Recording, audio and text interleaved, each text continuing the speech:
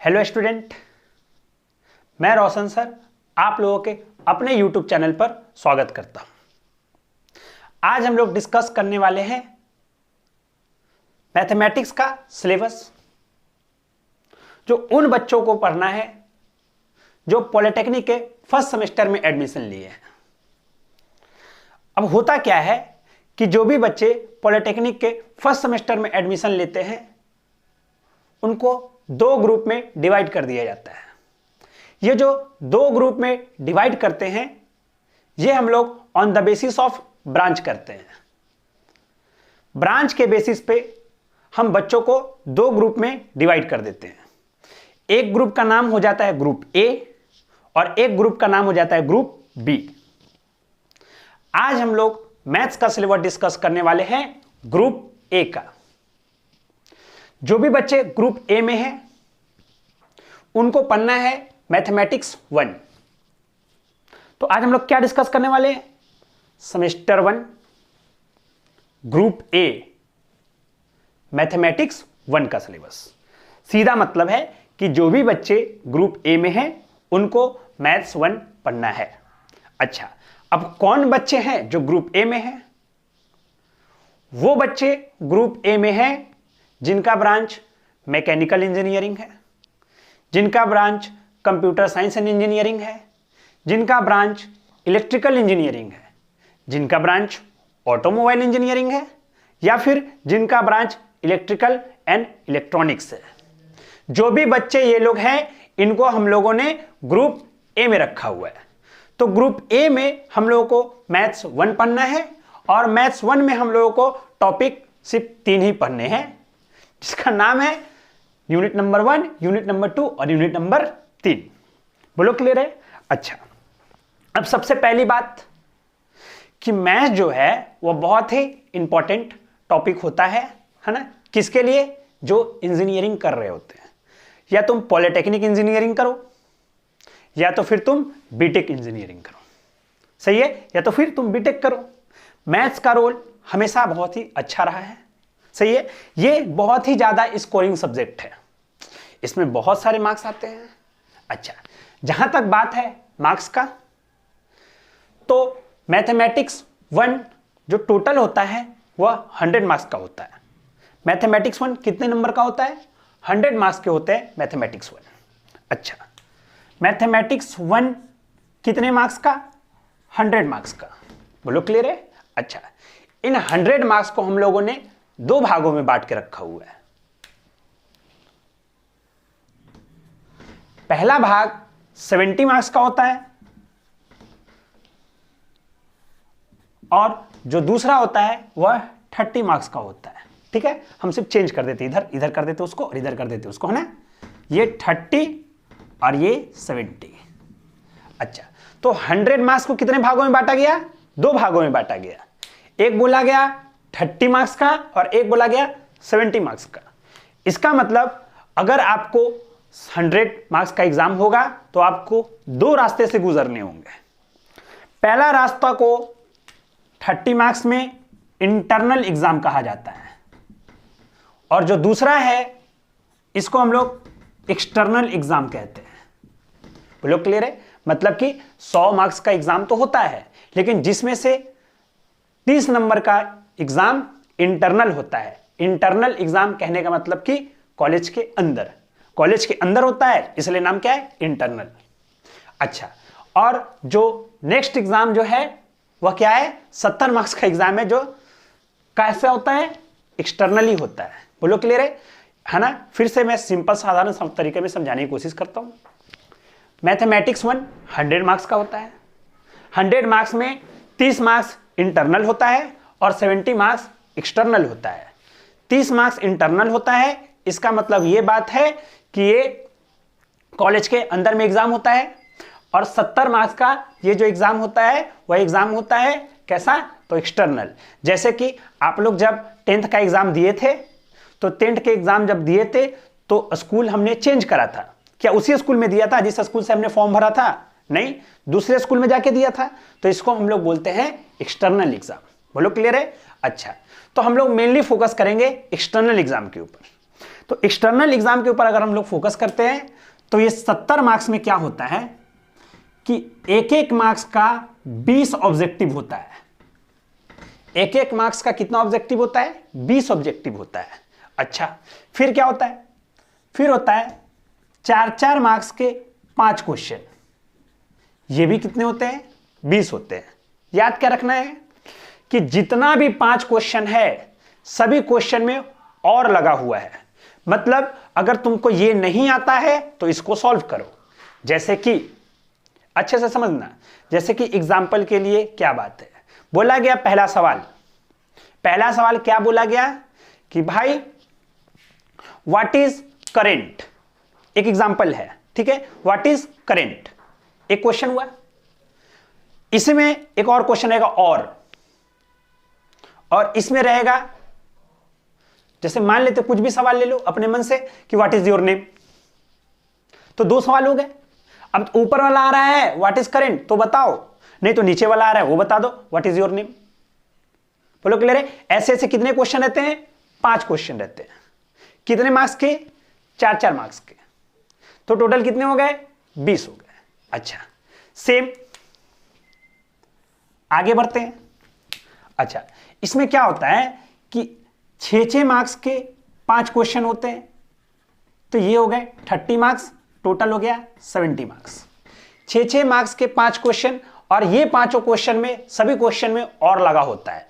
मतलब कि आपको अगर ये नहीं आता है तो ये लेके आ जाए, ये लेके बना दे। ठीक है, बात को समझने की कोशिश करें। ये अरेंजमेंट कुछ इस तरीके से करा गया है ताकि आप ज्यादा से ज्यादा मार्क्स ला सके। हर क्वेश्चन में और है, तो आसानी से अगर हम लोग ढंग से पढ़ते हैं तो हम लोग नंबर ला सकते हैं। अच्छा, और मैथ्स जो है वो बहुत ही स्कोरिंग सब्जेक्ट है, ठीक है। अच्छा, कोई भी कंपिटेटिव एग्जाम हो, कोई भी कंपिटेटिव एग्जाम आज के डेट में हो रहा है, तो क्या हो रहा है उसमें कि हम लोग जो जॉब हो रहा है, जॉब तो हो ही रहा है, लेकिन ये जो कंपिटेटिव एग्जाम जो हो रहे थे, जिससे पहले होते थे और जो अभी हो रहे हैं, उसमें बहुत सारे अंतर आ गए हैं। पहले क्या होता था कि अगर हमको गवर्नमेंट जॉब लेना है तो कंपिटेटिव एग्जाम देके जाना होता था, लेकिन अभी क्या हो रहा है कि नंबर बेसिस पे ही सिलेक्शन हो रहा है। मतलब कि जितना ज्यादा नंबर आएगा आपका डिप्लोमा में, उसी के बेसिस पे जॉब हो सकता है तुम्हारा। तो अगर तुमको अच्छा नंबर लेके आना है, तो तुमको मैथ्स में अगर अच्छा नंबर लेके आ जाते हो तो ओवरऑल तुम्हारा कुछ ना कुछ इंप्रूवमेंट होगा, क्योंकि मैथ्स ही मेन ऐसा सब्जेक्ट है जिसमें तुम 70 में 70 लेके आ सकते हो। एक्सटर्नल वाली की बात कर रहा हूं मैं, सही है? तो आसानी से हो सकता है, ज्यादा से ज्यादा स्कोर कर सकते हैं हम लोग। अगर देखो एक एक सब्जेक्ट, हर सब्जेक्ट में अगर ज्यादा से ज्यादा स्कोर करेंगे तभी तो जो डिप्लोमा का जो ओवरऑल रिजल्ट होगा उसके नंबर में इंक्रीमेंट होगा। बोलो क्लियर है? इसलिए हम लोग कुछ इस तरीके से पढ़ेंगे ताकि हम लोग का ज्यादा से ज्यादा मार्क्स आ सके। तो अब हम लोग को मैथ्स 1 में पढ़ना कितना टॉपिक है? तो मैथ्स 1 में हम लोगों को पढ़ना है 3 टॉपिक। पहला टॉपिक का नाम है ट्रिग्नोमेट्रिक। अच्छा, तो कई बच्चे सवाल पूछ सकते कि सर ये सब में तो सब टॉपिक लिखाया गया है, लेकिन ट्रिग्नोमेट्री में क्यों नहीं लिखाया गया? ट्रिग्नोमेट्रिक में हम लोग जितना भी ट्रिग्नोमेट्रिक होता है, ट्रिग्नोमेट्री में पढ़ना होता है, सारा कुछ पढ़ेंगे, इसलिए हम लिखे नहीं है। ऐसा तुम लोग समझना है तो समझ सकते हो, यहां पर लिख सकते हो ऐसे सब कुछ, है कि नहीं? ट्रिग्नोमेट्री में हम लोग सब कुछ पढ़ेंगे, इसलिए हम लोग सब टॉपिक नहीं लिखाए हैं। ठीक है, चलो आ जाओ। जो यूनिट नंबर 2 है, यूनिट नंबर 2 में हम लोग को पढ़ना है कोऑर्डिनेट ज्योमेट्री। कोऑर्डिनेट ज्योमेट्री में हम लोगों को सब टॉपिक दिया हुआ है। कोऑर्डिनेट ज्योमेट्री में हम लोग को पढ़ना है equation of straight line. Straight line का इक्वेशन हम लोग को पढ़ना है। Intersection of 2 line. देखिए एकदम अच्छे से, मान लेते हैं कि एक लाइन ऐसे है, तो इस लाइन का इक्वेशन क्या होगा, ये चीज पढ़ना है। बोलो क्लियर है? दूसरा, इंटरसेक्शन ऑफ 2 लाइन्स। एक लाइन ऐसा है और एक लाइन ऐसे है, तो ये लोग दोनों यहां पर कटा, तो इस पॉइंट को हम लोग बोलते हैं इंटरसेक्शन पॉइंट। जहां पर कटा है तो ये पॉइंट कितना है, इसके बारे में यहां पर पढ़ेंगे। अच्छा, बोला एंगल बिटवीन 2 लाइन्स, ये लोग दोनों के बीच का एंगल कितना है? ये भी हो सकता है एंगल, ये भी हो सकता है ना? तो इसके बारे में हम लोग को पढ़ना है कि 2 लाइन के बीच का एंगल कितना है। अच्छा, पैरेलल लाइंस क्या होते हैं और परपेंडिकुलर लाइंस क्या होते हैं? जैसे कि एक लाइन ये है, एक लाइन ये है, तो ये दोनों क्या हो गए, पैरेलल लाइन हो गए।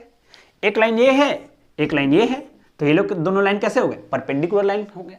तो इसके बारे में भी हमको पढ़ना है। अच्छा, उसके बाद हम लोग पढ़ना है परपेंडिकुलर डिस्टेंस फॉर्मूला। मतलब कि मान लेते हैं, अच्छे से देखना, मान लेते हैं कि कोई एक पॉइंट यहां पर है और ऐसे कोई लाइन है, बोलो क्लियर है। तो इस पॉइंट से इस लाइन के ऊपर एक परपेंडिकुलर हम लोग डालेंगे, तो इस परपेंडिकुलर की लंबाई कितनी होगी, ये चीज हम लोग को पढ़ना है, परपेंडिकुलर डिस्टेंस फॉर्मूला। अच्छा, नेक्स्ट चीज हम लोग को पढ़ना है इक्वेशन ऑफ सर्कल। बोलता है कि जो सर्कल होता है, सर्कल का इक्वेशन क्या होता है। उसके बाद हम लोग को पढ़ना है definition of conic with standard equation. मतलब कि हम लोग को पढ़ना है इलिप्स के बारे में, हम लोग को पढ़ना है पैराबोला के बारे में। ठीक है, यहां तक की बात ये हो गई, सिंपल बात है एकदम, इसमें कोई टफ चीज नहीं है। ठीक है, अच्छा, उसके बाद हम लोग को पढ़ना है एलजेब्रा। एलजेब्रा में हम लोग को पढ़ने हैं 5 टॉपिक। पहले टॉपिक का नाम है कॉम्प्लेक्स नंबर। वैसा नंबर, कैसा, वैसा नंबर जो x प्लस आई वाई के फॉर्म में हो, वैसा नंबर जो x प्लस आई वाई के फॉर्म में हो, ऐसे नंबर को हम लोग कॉम्प्लेक्स नंबर बोलते हैं। उसके बाद हम लोग को पढ़ना है पार्शियल फ्रैक्शन। उसके बाद हम लोग को पढ़ना है परमुटेशन एंड कॉम्बिनेशन। सही है। अच्छा, उसके बाद हम लोग को पढ़ना है बाइनोमियल थ्योरम। और लास्ट टॉपिक हम लोग को पढ़ना है डिटर्मिनेंट एंड मैट्रिक्स। बोलो क्लियर है। तो ये सब टॉपिक हम लोगों को पढ़ने हैं।